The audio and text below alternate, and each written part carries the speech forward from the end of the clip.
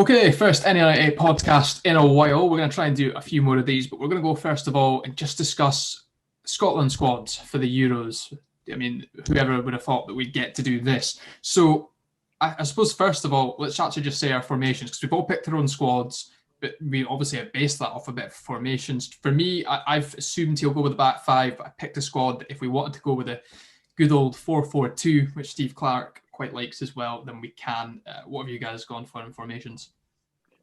I've gone for a 5-2-1-2, so another five at the back. But I think we could maybe go for a 4-2-3-1, depending on who we play against as well. So I've kind of put a few suggestions in for that. Yeah, I'm the same. Nothing to add. Well done. Good work, everyone. And I suppose the thing is, as well, I went very midfield heavy, even though I've included Scott McTominay as a defender, so it's even more midfield heavy. Oh, I've got McTominay in midfield. We've got so many versatile midfielders, it kind of helps. But we'll go for it. So we'll start with goalkeepers, which is going to be pretty easy, I would imagine. There are a few shouts you could have. Genuinely, I like to think that we should have a young goalkeeper in amongst, but at a tournament, first one in ages, just stick with what we've got. I've went Marshall, McLaughlin and Gordon, and at the end of the day, Marshall's going to be the number one. He surely has to be. But do you guys disagree? I've gone for Marshall, Bain and McCrory. All right. Well, just because Bain's an interesting one. I can see McCrory, right, because I can see, as I said, having a young goalkeeper in there to learn. But Bain over both Gordon and McLaughlin is very odd to me. I know, but I just feel like I've not seen McLaughlin play in a while. And Gordon he's still better than Scott Bain, I will assure you. Gordon plays for Hearts. I mean, I'd probably take Gordon maybe over Bain. I'd just have Gordon on the bench. All right, we all agree probably David Marshall's going to be the number one anyway. Oh, yeah. Greg, what are you saying? You're going to say I had Marshall, Gordon, McCrory, because I think as a third keeper, the odds of him being played at all, so you might as well take youth out, give him a wee trip, and it can only be good for him. He's not going to get a game, but to be in and amongst the squad would be class to have someone young. I would probably go for Marshall, Gordon, McCrory as well. I wasn't sure. I was stuck between Bain and Gordon. I can agree on that. I think it's fair enough. McCrory has been dropped a little bit by Livingston. The other options, you had Liam Kelly, who's come up and went on loan at Motherwell to try and actually get some game time. He's still a good young Scottish goalkeeper, so he could go in there as well. And the other option was kind of probably Alan McGregor to try and get him out of retirement. But I just don't see a point. If you're not going to start him, you don't need him out of retirement. And but then you've got the whole tabloid thing about McGregor. It's not worth it for the hassle. No. We'll look at defenders now, and because again there's so much of an overlap here, I'm not going to split into fullbacks, defenders, centre backs, all of that. So we've all said that we could go as a back five or could go as a back four. So let's kind of look at it in terms of the fullbacks, right? For example, let's just include Kieran Tierney potentially as a fullback. Who have you guys went for as your fullbacks or wing backs? Because you might play a winger there, I suppose. Do you go first, Greg, or no? On you go, Flam. It's all right. So on you go, son. Have a nice time. Cheers, bud. I've got Palmer, Robertson, Tierney, and O'Donnell, but I also put in brackets Hickey, just in case, because I feel like he can play both left and right back. It just depends how much game time he gets for Bologna in the last few months. My four fullbacks are exactly the same as that. Greg, is any diversion from you? Yeah, I had the exact same. So obviously you could argue some here. One that right now is really topical, and again, we have friendlies coming up where we can test this, is Sean Rooney, right? Playing in a back five for St Johnstone. He scored in the semi, scored in the final, and you could argue that right back's one of the weakest positions in the squad. So I think there is an argument for either Hickey, him, over O'Donnell, for example. But yeah, I think there's an opportunity for a player who's not been capped to get a chance to go with the squad in fullback position, just because, as you said, right back is really weak. I like Palmer, to be honest, but there's no depth in the right back area, really. So fullbacks again looking pretty easy. Centre backs might be where the diversion comes. So I've picked four, and one of them's technically a midfielder. So Scott McTominay is there, but I think it's still quite likely he'll play there. Plus Tierney, if it's a back five, probably plays centrally. So that kind of makes things a little bit more depth-wise, looking a bit better depth-wise. For our centre-backs, who are we looking at for? So as I say, I've got McTominay and three others. My three others, one not surprising, is Declan Gallagher. With his performances, has to be in there. I've got Liam Cooper playing in the Premier League for Leeds. I think he can do more for Scotland than he's shown but he needs to be given that opportunity. And then Scott McKenna, if he's fit, I think there's got to say as well, my squad's based off of half what I like, half of what I think Steve Clark's going to do. And if McKenna's fit, he's surely taking him.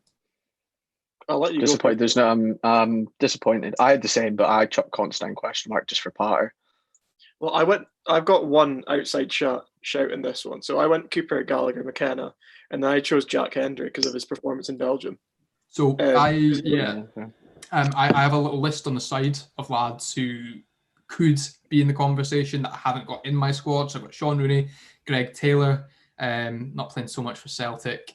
Andy Constantine, as Greg says. Yeah. Again, I feel bad leaving him out. I know I love Andy Constantine, but Aberdeen if everyone's fit, he doesn't make it near the squad. Let's be honest. Yeah, Ryan Porteous. As much as it breaks my heart.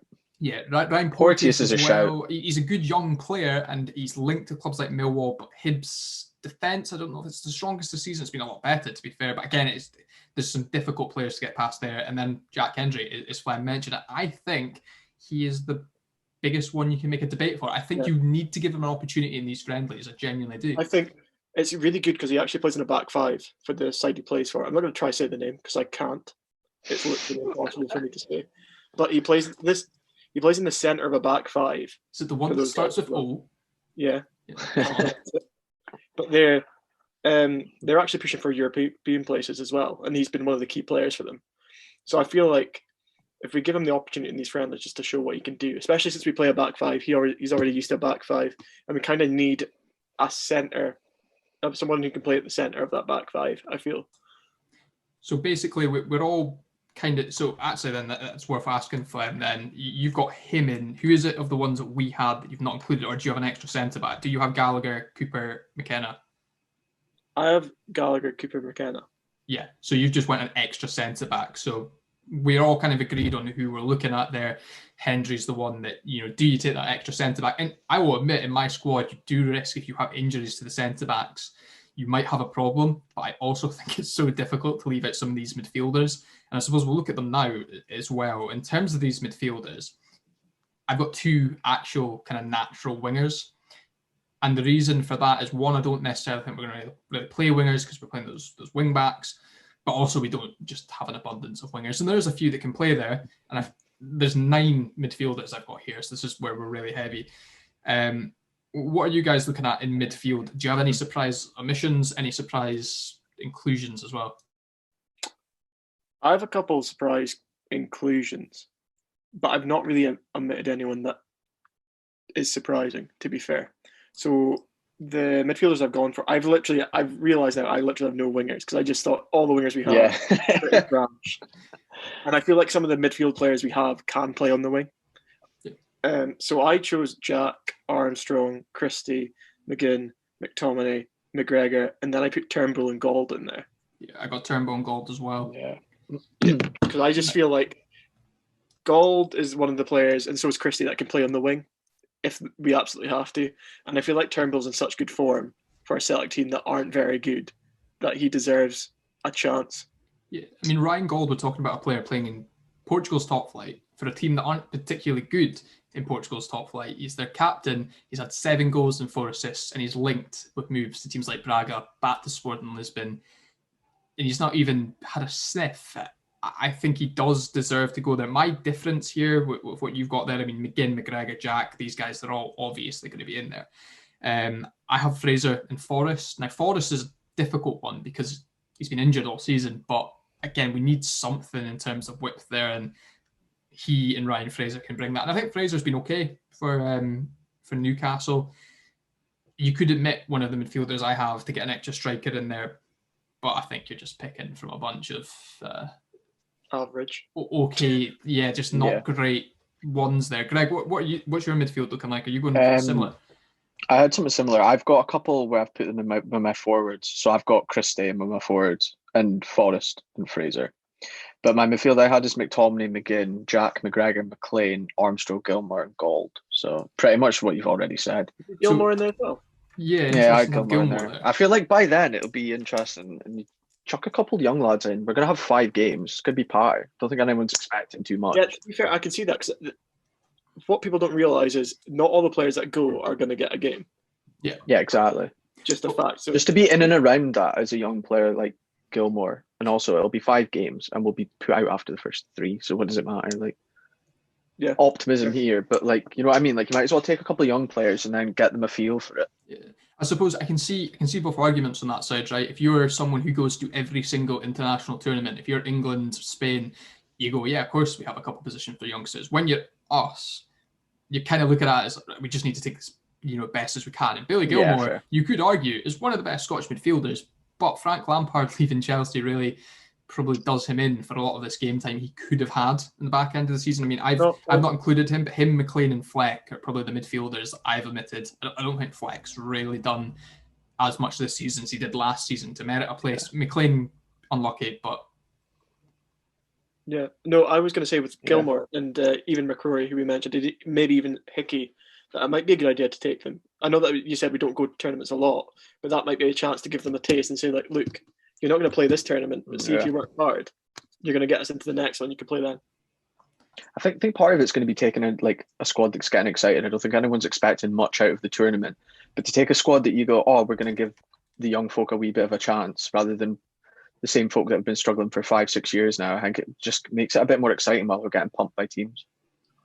It's exciting while we're getting pumped by teams. I like it. Striker is an interesting one because there's actually a lot of options, but very difficult to make arguments for those options because none of them are exactly lighting the world on fire, right? I think the one that's obvious is Lyndon Dykes. You can't not have Lyndon Dykes in there now. I've only got 3 strikers here because I think at most times we're probably playing one striker. If we go 4-4-2, you've got the 2, and you could even play one of the kind of goals or turnballs off of the striker in kind of a 4-4-1-1 type thing, right? So Dykes has got to be in there. I also have McBurney in there, not necessarily because if I was picking the squad I would do, but as I said, I'm kind of making it what I want and also what Steve Clarke will do. And if I'm putting as I was putting in my there, notes, as I was putting my notes and I was typing McBurney, I was like, oh. Like if I'm putting Turnbull and Gold in there, I've got to bring myself back to reality and stick all McBurney in there. And I personally would do that. But that's what I think he'll do. And then it's picking that last one. And, you've got options like Callum Patterson, who scored the most goals out of any Scottish striker in the last few months. You've got Lawrence Shankland. You've got Ollie Burke. And you've got Kevin Nisbet. But I went for Lee Griffiths because I think he's just the most different from those 2 other strikers. He's good at set pieces. I think Celtic will pick up a little bit towards this back end of the season, which can only help him. And we're playing England. We're going to get a free kick at some point. You just need to have the boy there to take it. You just have to. So those are my 3 strikers. What are you guys looking like for strikers? Yeah, I had the same. But I did it as forward. So I had Dykes, Griffiths, Fraser, Forrest. And then I put Griffiths again because I couldn't bring myself to write McBurney. And then I had Christie. So I had pretty much the same. I think when it comes to Griffiths, I think you've just got to, he'll nick a goal or 2. It's a safe bet. Whenever you put Griffiths on, it's the same for Celtic. You always just know he's going to be thereabouts. I'd rather have that on the bench with a chance of bringing on than McBurney, who's McBurney. So, yeah, no, I completely agree. I didn't take Griffiths though. I took Dykes, McBurney, and then left field I said Che Adams. See, this is one thing I haven't included anyone that I think we could persuade. Certainly, if Che Adams was available, I'd be taking him over McBurney, but maybe Griffiths. Ryan Fredericks, if he was maybe available, be taking him. One interesting one, none of us have included him, and I think a few months ago we all probably would have, is Kevin Nisbet. And that, I was close. I think I was close as well, but I think it comes from, I still think he's a very good striker, potentially one of the best strikers out of them all. But that, I think, comes from that whole transfer request isn't getting started by Hibs all the time, so isn't on his best form. I just don't think he's in the right place when you have to pick finite strikers to do it. And you could argue him, Griffiths, it's not a big difference. Another one, I suppose, is Shankland. And for me, it's not that Shankland's not a good striker, and it's not that he's not playing well for Dundee United. It's that I just don't envision him being the right player to be playing for Scotland in a tournament for some reason. Yeah.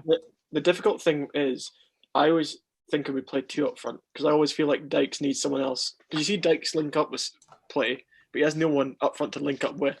And that's why I chose Che Adams, because he has the pace to go beyond Dykes. What I worry about Che Adams and Dykes up front is they're both kind of normally the player that plays next to the boy who scores the goals. and it's finding those. And we know we're not going to be a team that are going to go to these Euros and thrash teams for now. We just need someone who can score a goal. But just one. We just want one, please. Is difficult. I mean, so I suppose that's what our squads are looking like. Any other just kind of left field shouts? I'm just looking over this and trying to think of players that maybe left out. Stuart Finlay is just signed for Philadelphia Union, and he was a player that was looking like a pretty good centre back a while ago. Also in America, Johnny Russell, Lewis Morgan. Yeah. Even Lewis Morgan would be a good shout, actually, considering the form he was in. I think, again, it's just difficult finding who you take out for that. If these players were out-and-out strikers, they'd be right in the squad. But because they're kind of that winger, maybe a number 10 type role, we have so many of them. Why do you drop one that's already got a few caps and then bring these in? I suppose the other thing, so we kind of looked at our squads. If you're putting together, say we have fully fit, what's your team? Your first 11? Oh God. So I've got a weird 4-2-3-1. Okay, so it's a bit more out there. You go for it and say what you. Yeah, like my first choice is obviously going to be 5-2-1-2 because that's what we're going to play. That's just what's going to happen. Mm-hmm. But I think to get Robertson and Tierney in the team, I think you could play Robertson as a winger and Tierney as a left back. Because right now Tierney's a better left back than Robertson, in my opinion. He's an Arsenal fan, just to No, but I was thinking if we need to chuck a caveat in there. No, but I'm also a Dundee United fan as well. So defensively, Tierney's better than Robertson, but I think Robertson could make a pretty good winger. The issue is because I've heard this argument before. The issue though for me with Robertson is like people are like he could be a winger because he's so good at attacking, but it's like, but is he also so good at attacking because he's the overload? If you get what I mean, he's the guy who's coming in next because other players have taken better defenders away. Mane has dragged that player away, created the space. Does he do it if you make him that kind of next forward? But I understand it. So go with your 11 here. Robertson's obviously on the wing, Tierney behind him. What's the other 9 positions? Obviously, first choice is always going to be 5-2-1-2, but I'll just do my 4-2. Yeah, do it to switch it up because I think me and Greg are going to give teams with that. So Marshall in goal, right back. Palmer, centre back partnership of we really should have thought this through. Cooper, I quite like Cooper. I feel like Cooper's not given a chance. Cooper, maybe Gallagher as well, just because he plays so well for Scotland, it seems. Left back Tierney, 2 midfielders of McTominay and McGinn. I feel like I shouldn't have said that, but I have. Right winger Gold, probably. Christie in the centre attacking mid role, because I feel like they could swap over pretty easily, so that'd be pretty fluid. Robertson on the left, and then Dykes up front. But I feel like Turnbull could easily make a case for going in that team as well. Okay. Yeah. So if I'm looking at I'm just trying to type mine out. Yeah, well, I'll let you do that because I think I've got mine here. So this is quite similar to probably what we went for in the qualifiers. Marshall and goals, obviously. In my back 5, this is difficult. Gallagher's in the middle, Tierney left, and I went with McTominay on the right. I think if you're going to play the back 3 and you can get away with 1 player out of position, do you want 2? I don't know, but I think Tierney's good enough on the left-sided. Yeah. I think we can get away with it. Palmer on the right, quite defensive. You could go with one of the, Fraser or Forrest there to get a bit more attacking at your right-hand side, but I don't actually necessarily think we have the freedom to do it. So then I'm going Christie off of Dykes. So then it's picking your 3 behind them. McGinn's clearly got to be in there. Out of all these players, is the top international goal scorer. He brings all that energy. McGregor hasn't had a brilliant season, but I think he needs to go in there with the way he moves the ball, with the way he does link up with McGinn. And then it's just that last position. You might put in Ryan Jack for a little bit of stability, but I feel like if you're playing a back 5 already, do you really need a defensive midfielder? And that's where I think you get another wild card. You get that 3rd player that gets up there with Christie and Dykes. And at the moment, I think I'd go either David Turnbull or Ryan Gold. It could be Armstrong if you want to go with someone a bit more experienced on the international scene, but I'd go Turnbull or Gold because they're foreign players as well. You need to take into account how confident they are. Yeah, out of all the midfielders I actually picked, I was really close to dropping McGregor. Just because I feel like he's not done anything at club level. McGregor, it feels one of those who needs to be in the squad, but does he need to be in the 11? I don't know. And is he too similar some of the other players is a problem Maybe I it's- have there. But Maybe with McGregor, it's the fact that he's so complacent that he just knows he's guaranteed to get in the squad. Maybe he just needs maybe dropped for this round of World Cup qualifiers just because the teams we're playing, not all of them are going to be difficult. He just needs that moment where he's like, "Oh, I'm not guaranteed a place. I need to play well." yeah. Okay, Greg. So Yeah, I'll run through my I'm trying five. to figure out if I've got all the players. Well, let me run through my 11 there because we're playing this information, and you tell me what you've changed from it. So I've went Marshall, back Yeah. the three of Tierney, Gallagher, McTominay on either side of them, Robertson, Palmer, then kind of a three of McGinn, McGregor, and I suppose he's kind of part of the three, Turnbull, Christie, Dykes. How much do you? So I had I didn't have McTominay in the centre, the back three. I had McKenna just for a bit of beef. I think you could get away with that. Put McTominay forward, take out say Turnbull, bring in McKenna. Probably means Gallagher needs to go out to the right as opposed to centre. Yeah. A left footer on the. Yeah, and then I had McTominay, McGinn, Turnbull, and then Christie off Dykes. But not sure. I think You threw that at me last minute, Lewis. I didn't know we were doing a 1 we full throw 11. curveballs here on the podcast now. Did you not know that's the new theme? I feel like you get away with McTominay coming out of the back three if you have Tierney in there, because at least he has the capability to pass the ball. Because that's been the major problem with defence without McTominay is that none of the centre backs are comfortable passing the ball out. Yeah. It's going to be one of these. McKenna is. He just thinks he's a world-class player. McKenna loved stepping out and pinging a big diag, but he just didn't have a fucking clue what the range was on it. Sometimes it just found its way into the top corner of the Killie net. Other times, Dick Donald stand. It was halfway up the south stand. We seem to have a consensus on a lot of things. It comes down to, kind of one or two choices. And I do think, ultimately, Steve Clarke will go for the safer options, which maybe does make sense, because if we're going to win a game at the Euros, we're going to do it by getting pelted for 80 minutes and getting a goal off of, a second ball, a goal off a set piece. And to be honest, I don't care. I will celebrate it anyway. But it will be interesting to see, kind of how that goes. I genuinely still think, interestingly enough, when you play England at Wembley, England should have the players at the moment that they can put together that could just rip apart most teams. But I feel like Gareth Southgate's just going to go overly defensive with it, and we do have an opportunity to get a result there. Yeah, I also feel like if we take some of the, not all the wild cards, but some of them, like your goals and Turnbull, they give you that extra bit of unknown for the opposition because they've not played against them before, especially Gold. Yeah. He's harder to watch pretty much in the UK. So I feel like if you take someone like that, it just adds that bit of unknown potential pretty much. I think it comes back, as I said, on them being foreign players. They're going to be confident going into that, just like, I suppose McTominay will be one that you would think would come in quite confident. McGinn, certainly, Aston Villa have had a fantastic season because they've got to maybe bring up a little bit of, Robertson's the captain, but what's his kind of mind frame going to be coming into this? And Christie, McGregor, some of these guys might not be in the best headspace. We have to see how the season ends. I mean, maybe Liverpool go and win the Champions League, which would create its own problem in terms of you'll probably play a Champions League final and a couple of days later be training for Scotland to play their first game. But it's going to be interesting. And that seems to be a pretty good consensus on it all. Any other That was a lot easier than I was expecting. Did you have any outside young players you wanted to see in there? I fancy seeing Ferguson, just because I think he's been class. I don't see where he fits in at all. But yeah, the problem is with Lewis Ferguson, he's just such a good player, but he plays in the position Scotland have.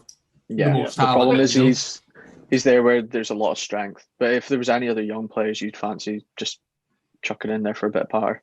What about positions we're worried about for the future? Because for me, right, I was looking at goalkeepers and I was like, there isn't any. Yeah, goalkeepers, it's a bit worrying, but it's also difficult because I feel like we've got a lot of goalkeepers at an age of kind of very early 20s, and a lot of them you will see come into their own mid-20s.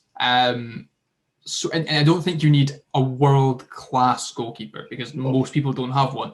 You just need someone who's competent. And I don't think it's unlikely that McCrory or Kelly will develop into at least a competent goalkeeper.